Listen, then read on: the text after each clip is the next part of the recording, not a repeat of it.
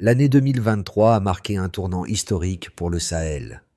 Dans une décision inédite, les forces françaises ont été contraintes de quitter la région, alors que des soldats, des ingénieurs et des agriculteurs locaux prennent les rênes de leur propre avenir.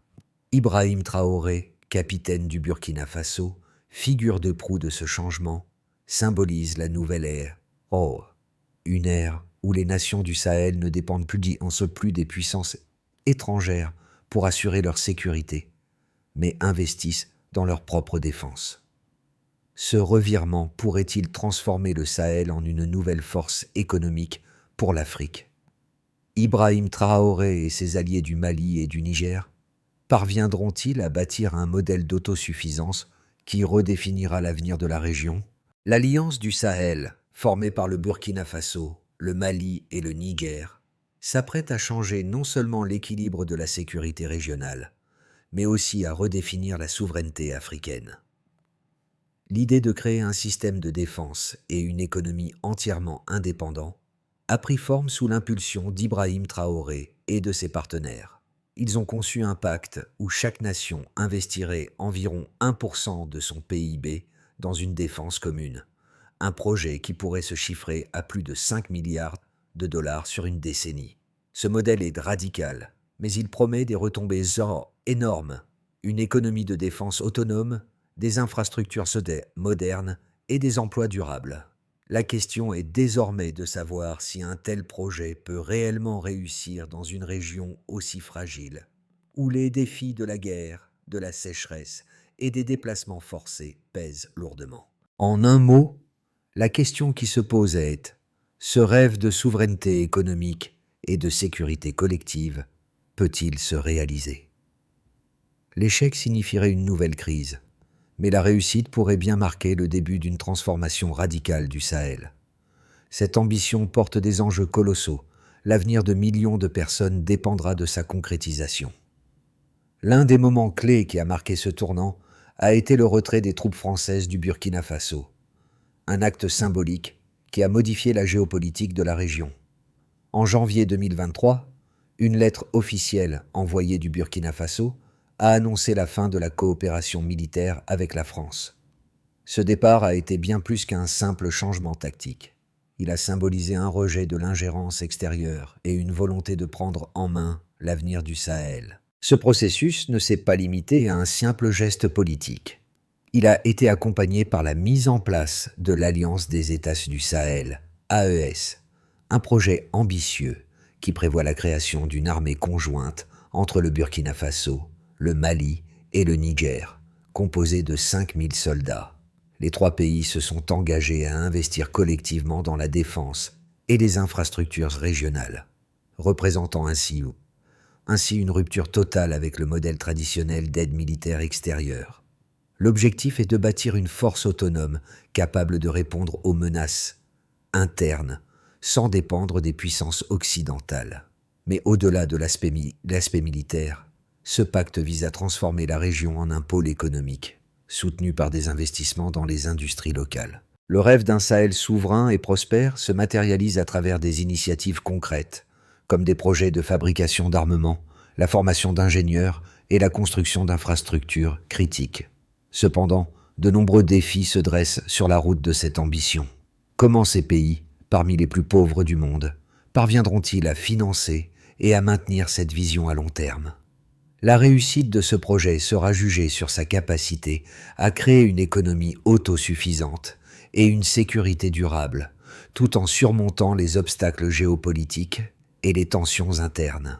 Ibrahim Traoré, jeune capitaine du Burkina Faso, incarne le visage du renouveau pour le Sahel. À seulement 37 ans, il a pris les rênes de son pays dans un contexte de crise, où l'insécurité et la dépendance à l'aide internationale dominaient. Mais Traoré ne se contente pas de gérer une transition, il veut la réinventer. Sous sa direction, le Burkina Faso, avec le soutien de ses alliés maliens et nigériens, a initié un tournant stratégique, sortir de l'ombre de l'interventionnisme occidental et construire une défense régionale souveraine. Cette décision audacieuse a non seulement modifié le paysage militaire, mais elle a aussi radicalement changé la perception de l'Afrique en matière de géopolitique et de souveraineté. Au cœur de cette transformation, il faut souligner l'importance de la coopération intrarégionale. Traoré et ses homologues, le président malien Assimi Goïta et le président nigérien Mohamed Bazoum, ont formé un pacte qui dépasse les frontières politiques pour atteindre un objectif commun: garantir une stabilité sécuritaire durable. Le projet AES, Alliance des États du Sahel, constitue le pilier de cette vision, et chaque pays investit dans des capacités de défense communes, mais aussi dans des infrastructures qui profiteront à toute la région, des infrastructures de communication, des installations de formation militaire, mais aussi des projets civils, comme des chaînes de production d'énergie et de développement agricole. Traoré a su convaincre les sceptiques et rallier des partenaires à sa cause, non seulement en prouvant l'efficacité d'un modèle autochtone de défense, mais aussi en démontrant que la souveraineté ne se limite pas à la politique, mais s'étend à l'économie et au bien-être des citoyens. Cependant, cette vision ne se concrétisera pas sans obstacle.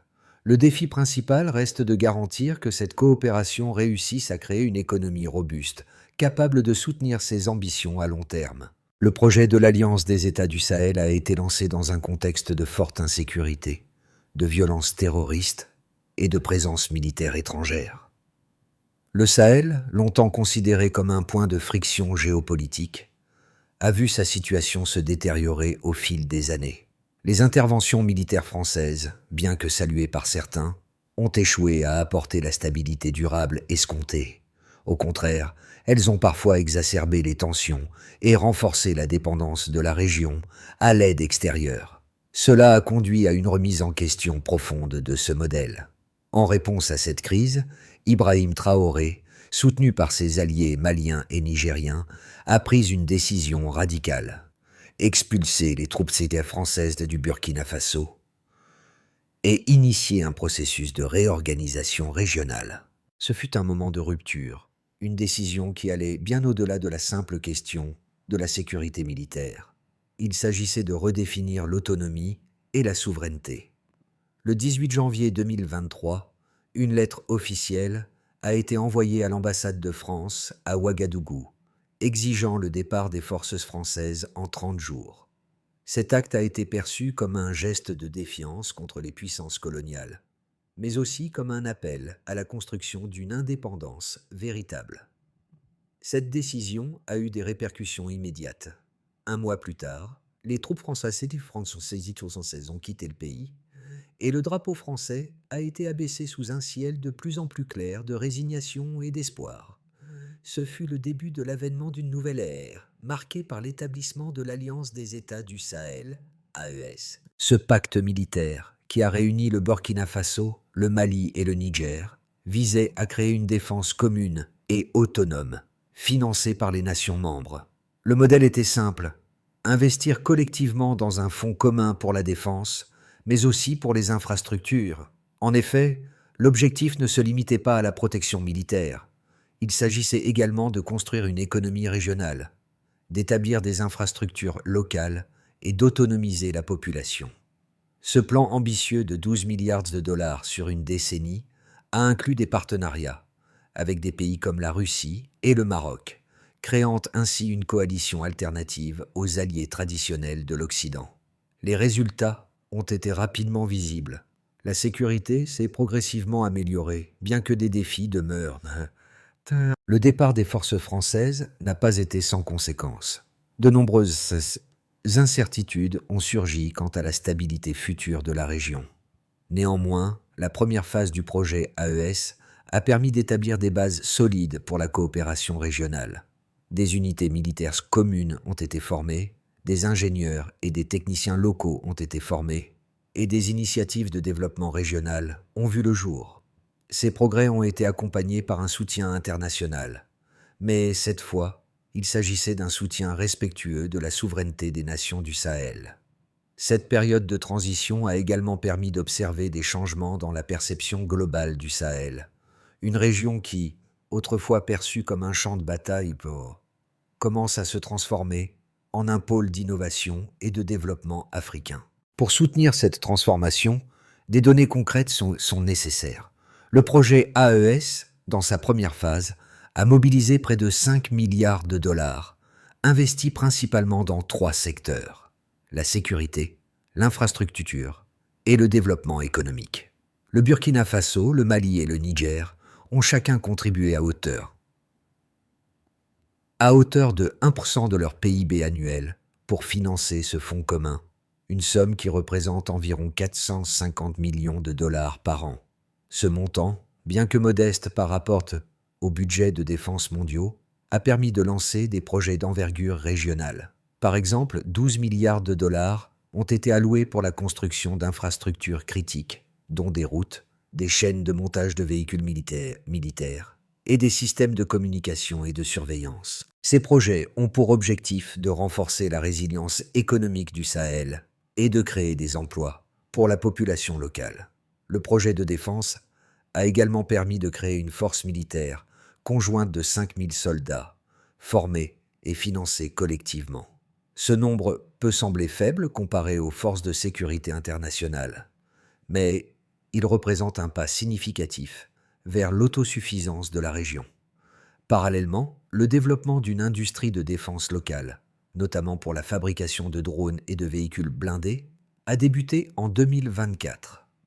Ces investissements ont un double impact. D'une part, ils assurent la sécurité et, d'autre part, ils stimulent l'industrie locale, offrant des perspectives économiques à long terme. Les premières retombées économiques sont également visibles dans le secteur agricole. Les pays de l'AES ont commencé à investir dans l'agriculture de manière stratégique, en construisant des infrastructures hydrauliques et en soutenant l'agriculture de précision. Ce soutien est crucial, car il permet de diversifier les économies locales, qui dépendent traditionnellement des exportations de matières premières. Le Burkina Faso, par exemple, a lancé un programme visant à investir dans l'irrigation et à améliorer les rendements agricoles. L'objectif à long terme est de transformer le Sahel en une région autosuffisante en matière de production alimentaire, réduisant ainsi sa dépendance à l'aide alimentaire internationale. En parallèle, des efforts se sont en cours pour réformer les systèmes éducatifs et de formation technique, afin de préparer les jeunes générations à des emplois dans les secteurs de la défense et de l'industrie. Le nombre d'étudiants inscrits dans des écoles techniques a augmenté de 20% depuis 2023, ce qui témoigne de l'engagement croissant des pays de l'AES à investir dans leur capital humain. Malgré ces avancées, l'Alliance du Sahel fait face à de puissants défis internes et externes. D'un côté, des critiques ont émergé concernant la viabilité du projet, notamment de la part d'observateurs occidentaux qui jugent l'initiative irréaliste. Ils soulignent les défis économiques auxquels sont confrontés les 3 pays membres, parmi les plus pauvres du monde, et mettent en doute la capacité de ces nations à maintenir un tel niveau d'investissement à long terme, sans l'aide des puissances internationales. D'autre part, certains experts pointent le risque de manipulation raciale, suggérant que l'engagement avec la Russie et le Maroc pourrait dissimuler des ambitions géopolitiques extérieures et que le Sahel pourrait devenir un terrain de jeu pour des puissances étrangères non occidentales, compromettant ainsi sa souveraineté. Cependant, en réponse à ces critiques, Ibrahim Traoré et ses alliés insistent sur le fait que ce modèle est le seul viable. Traoré rejette l'idée que l'Afrique devrait toujours se tourner vers l'Occident pour sa sécurité. Nous ne demandons pas la permission. Nous forgeons notre propre chemin, a-t-il déclaré. Cette position trouve un écho particulièrement fort dans la rue, où la population du Sahel perçoit cette initiative non pas comme un pari risqué, mais comme une nécessité. Pour les habitants de la région, l'histoire récente s'est marquée par des années de guerre et de souffrance sous l'intervention des puissances étrangères.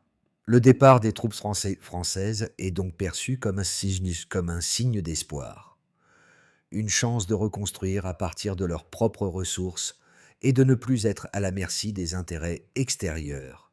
Les critiques à l'égard du projet ne se limitent donc pas aux questions économiques et géopolitiques. D'autres observateurs s'inquiètent également du manque de transparence et de gouvernance dans la mise en œuvre de l'initiative. Les pays du Sahel ont une longue histoire de corruption et d'instabilité politique, ce qui rend incertain l'impact de l'investissement dans les infrastructures et la défense. Pourtant, les défenseurs du projet rappellent que ces pays sont désormais plus unis que jamais. La coopération entre les trois nations a permis d'établir une confiance mutuelle, et les dirigeants de la région semblent déterminés à réussir là où d'autres ont échoué. En outre, les projets de développement sont déjà en cours, et bien que les défis soient considérables, il existe une véritable volonté politique de les surmonter. En fin de compte, le succès de l'Alliance dépendra de sa capacité à maintenir cet équilibre fragile entre ambition et réalité. La réussite de ce projet ne sera pas seulement déterminée par la capacité des pays du Sahel à gérer leurs ressources financières, mais aussi par leur aptitude à renforcer la cohésion sociale et à bâtir des institutions transparentes et efficaces. Le chemin est semé d'embûches, mais les pays de l'AES ont un atout majeur, leur capacité à s'adapter et à innover face aux adversités. Un tournant décisif dans l'histoire de l'Alliance des États du Sahel a eu lieu au milieu de l'année 2024, lorsque les premiers résultats tangibles de la coopération ont commencé à apparaître. Les infrastructures militaires, telles que les installations de formation commune et les systèmes de communication sécurisés, ont été achevés plus tôt que prévu, et des contrats ont été signés pour la construction de la première usine de drones en Afrique de l'Ouest. Ce fut un moment de fierté, mais aussi un moment de doute. Certains observateurs se demandaient si ces progrès étaient suffisants pour garantir une sécurité durable à long terme, compte tenu des défis internes persistants, tels que les conflits armés et les tensions ethniques. Les premiers effets de ces changements ont été visibles dans la sécurité. Là où les troupes étrangères avaient échoué, les forces communes du Sahel ont commencé à apporter une réponse plus rapide et plus ciblée aux menaces terroristes. Cependant, ces gains n'ont pas été sans coût. Les affrontements ont fait des victimes, et les tensions entre les différentes factions locales ont persisté. Le défi consistait à gérer cette croissance tout en maintenant l'unité et la stabilité. Si la coopération entre les États du Sahel a renforcé leur capacité à se défendre, elle a aussi révélé des fractures au sein même de la région, et la question de l'inclusion des différents groupes sociaux et politiques reste une source d'inquiétude. Dans le même temps, les projets de développement économique ont pris de l'ampleur.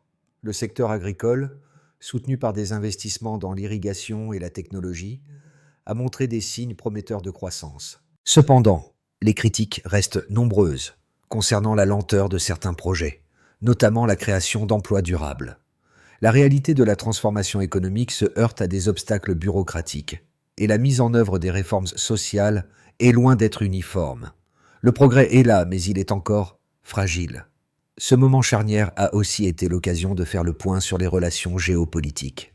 L'alliance avec la Russie et le Maroc s'est renforcée, mais cela n'a pas été sans controverse. Les sanctions européennes et les pressions diplomatiques ont été ressenties dans la région, bien que les leaders du Sahel soient restés résolus à poursuivre leur plan. Ce contexte de tension extérieure est devenu une toile de fond sur laquelle se joue l'avenir de la région. La question centrale reste de savoir si les nations du Sahel pourront maintenir cette alliance et les projets associés face à la pression extérieure croissante. Les répercussions du projet AES sont déjà palpables, tant sur le plan militaire qu'économique. Du côté de la sécurité, l'alliance a permis de renforcer la stabilité, mais elle a aussi engendré des répercussions profondes sur les populations locales. D'abord, la sécurité s'est améliorée, avec une diminution des attaques terroristes dans certaines régions, ce qui a permis de rétablir partiellement l'autorité de l'État.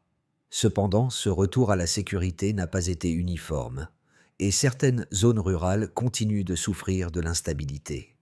Ce paradoxe entre progrès et difficultés persistantes soulève une question importante. Comment transformer cette sécurité fragile en un développement durable ? Le secteur économique, soutenu par des investissements dans les infrastructures, a également montré des signes de croissance. Mais les inégalités sont encore évidentes. L'accès à ces nouvelles opportunités reste limité pour une partie importante de la population, en particulier dans les zones les plus reculées. Les projets agricoles ont permis à certains pays de la région, comme le Burkina Faso, de réaliser des progrès dans l'autosuffisance alimentaire. Mais des défis majeurs demeurent. Le financement des infrastructures reste une question centrale, et bien que des progrès aient été réalisés, la transition vers une véritable autonomie économique prendra du temps. Les investissements dans les industries locales de défense et de technologie, bien que prometteurs, n'ont pas encore montré toute leur ampleur, et le financement demeure une contrainte importante. Sur le plan politique, le modèle de gouvernance de l'AES est encore en cours de construction, bien que la coopération entre les pays du Sahel soit de plus en plus forte. Des tensions internes subsistent, notamment concernant la gestion des ressources et les inégalités régionales. Certains groupes, notamment dans les zones les plus isolées, se sentant toujours marginalisés par le processus de transformation. Ce manque d'inclusion pourrait nuire à la stabilité à long terme de l'Alliance. Cependant, l'engagement des leaders, notamment d'Ibrahim Traoré, à rendre ces changements inclusifs et à veiller à la redistribution des ressources est un signe d'espoir. L'un des plus grands défis à venir pour l'AES sera de réussir à garantir que chaque citoyen bénéficie de la prospérité croissante et à éviter que la marginalisation de certains groupes ne devienne un catalyseur pour de nouvelles tensions. Enfin, les conséquences géopolitiques sont également significatives. L'Alliance a changé le rapport de force dans la région, passant d'une dépendance à l'aide extérieure à une volonté de souveraineté et de coopération intra-africaine. Si ce modèle réussit, il pourrait servir d'exemple pour d'autres régions du continent et marquer un tournant dans la façon dont l'Afrique gère ses affaires de défense et de développement. Toutefois, les défis géopolitiques restent immenses, notamment la pression des puissances extérieures et les rivalités régionales. Le Sahel devra donc naviguer habilement entre ces forces pour réussir à construire un avenir stable et prospère. À l'horizon de 6 à 12 mois, plusieurs scénarios peuvent donc se dessiner pour l'Alliance des États du Sahel, AES, chacun apportant son lot de défis et d'opportunités. Dans le scénario de base qui est optimiste, si les investissements dans la sécurité et l'infrastructure continuent de progresser à ce rythme, la région pourrait commencer à récolter les fruits de cette transformation. Les forces communes du Sahel seront de plus en plus efficaces, avec une meilleure coordination entre les pays membres. L'instabilité diminuera progressivement, permettant à l'économie de se diversifier davantage. Le secteur agricole pourrait bénéficier d'une croissance continue, avec une réduction des dépendances extérieures en matière de nourriture et de ressources. Les partenariats avec des pays comme la Russie et le Maroc offriront de nouvelles opportunités économiques et militaires. Dans ce scénario, le Sahel devient progressivement un modèle d'autosuffisance et de coopération régionale pour le reste de l'Afrique. La vision de Traoré et de ses alliés pourrait se réaliser, transformant l'AES en une véritable force de souveraineté et de développement régional. Dans le scénario optimiste qui est le meilleur, si le Sahel parvient à attirer davantage d'investissements étrangers, en particulier dans les secteurs industriels et technologiques, la région pourrait devenir un centre d'innovation. Le modèle AES pourrait influencer d'autres pays africains à adopter des stratégies similaires pour se libérer de la dépendance à l'aide étrangère. L'alliance militaire pourrait évoluer pour devenir un acteur clé de la sécurité régionale, avec des collaborations renforcées dans les domaines de la défense, de la logistique et des infrastructures. Le Sahel pourrait alors se voir offrir une place plus importante dans les discussions géopolitiques mondiales, en tant qu'exemple de résilience et de souveraineté réussie. L'objectif ultime serait de créer un cercle vertueux de sécurité, de développement économique et de coopération internationale. Dans le scénario pessimiste qui est le pire, malgré les progrès réalisés, des défis importants restent à surmonter. Le Sahel pourrait faire face à des tensions internes croissantes, particulièrement si la croissance économique ne profite pas uniformément à toutes les populations. Les inégalités régionales pourraient exacerber les conflits, et l'absence d'une gouvernance transparente pourrait engendrer des frustrations populaires. Les tensions géopolitiques avec des acteurs extérieurs comme l'Union européenne et les États-Unis pourraient se renforcer, créant des sanctions économiques et diplomatiques. De plus, la dépendance croissante à la Russie pourrait isoler davantage la région sur la scène mondiale, limitant les opportunités de partenariats internationaux. Si ces défis ne sont pas maîtrisés, l'AES pourrait se retrouver confrontée à des tensions internes et externes qui compromettraient la stabilité et le développement de la région. Dans l'ensemble, le futur immédiat du Sahel dépendra largement de la capacité des pays membres à maintenir l'unité et à surmonter les obstacles internes, tout en consolidant leur autonomie vis-à-vis des puissances extérieures. Le scénario le plus favorable nécessitera des investissements continus dans l'infrastructure, la défense et la gouvernance. Toutefois, quelle que soit l'issue, le projet AES aura indéniablement redéfini les rapports de force au Sahel et pourrait marquer le début d'une nouvelle ère pour l'Afrique. L'avenir du Sahel est en jeu, mais ce n'est pas seulement une question de politique ou de géopolitique. Et il s'agit de l'avenir de millions de personnes qui vivent dans cette région, souvent invisible aux yeux du monde. Ces habitants, qui ont traversé des décennies de guerre, de famine et d'instabilité, aspirent désormais à un avenir plus stable et prospère. Le projet AES représente cette aspiration, mais il n'est pas sans défi. Les populations du Sahel, bien que plus engagées que jamais dans la construction de leur propre avenir, doivent encore surmonter de nombreuses difficultés. Pour le citoyen ordinaire, qu'est-ce que cela signifie concrètement? Les femmes qui, au Burkina Faso, cultivent la terre, espèrent que les nouvelles infrastructures d'irrigation leur permettront de récolter plus de nourriture et de nourrir leurs familles.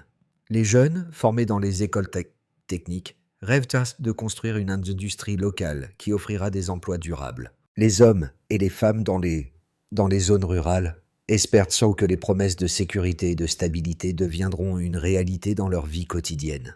Mais pour que ces espoirs se réalisent, il faut une gouvernance transparente, une gestion rigoureuse des ressources et un investissement continu dans l'éducation et la formation. Le Sahel se trouve à un carrefour décisif. Si les gouvernements peuvent garantir que les retombées économiques profitent à tous, il y a un potentiel immense pour transformer la région en un pôle économique prospère. Mais ce chemin est semé d'embûches. La réussite de ce projet ne résidera pas seulement dans les politiques des dirigeants, mais aussi dans l'implication active de la société civile, des entreprises locales et des citoyens eux-mêmes. Ils doivent être les architectes de cette transformation, en s'assurant que la prospérité soit partagée et que la souveraineté du Sahel ne soit pas simplement un slogan, mais une réalité vivante et palpable. Pour concrétiser le rêve d'un Sahel autonome et prospère, un plan en plusieurs étapes doit être mis en œuvre de manière stratégique. Ce processus nécessitera une coordination entre les gouvernements du Burkina Faso, du Mali et du Niger, ainsi qu'une collaboration étroite avec les acteurs locaux et internationaux. Voici les grandes lignes de cette feuille de route. Concernant le renforcement des capacités de défense, il est impératif de continuer à développer les forces militaires communes du Sahel. Cela implique non seulement la formation continue des soldats, mais aussi l'amélioration des infrastructures de défense. Un investissement régulier dans des équipements modernes, notamment des drones et des systèmes de surveillance, renforcera la capacité de la région à se protéger contre les menaces internes et externes. Concernant le développement économique local, la clé de la souveraineté économique réside dans le soutien aux industries locales. Les gouvernements doivent prioriser les investissements dans l'agriculture, l'industrie et les technologies de l'information. Des partenariats stratégiques avec des acteurs comme la Russie et le Maroc offriront des opportunités dans la production d'armements et d'infrastructures. Le développement des infrastructures agricoles et énergétiques sera essentiel pour améliorer les conditions de vie et stimuler la croissance. Concernant les réformes sociales et la gouvernance, Pour que les promesses de développement se concrétisent, il est crucial de réformer les systèmes politiques et administratifs. Des efforts continus doivent être déployés pour garantir la transparence et lutter contre la corruption. Le processus de gouvernance devra être inclusif, avec des consultations régulières avec la société civile, pour s'assurer que les projets profitent à tous et non seulement à une élite. Concernant le renforcement de la résilience sociale, le Sahel doit investir dans l'éducation et la formation, en particulier pour les jeunes, afin de les préparer à un avenir où ils seront les moteurs du changement.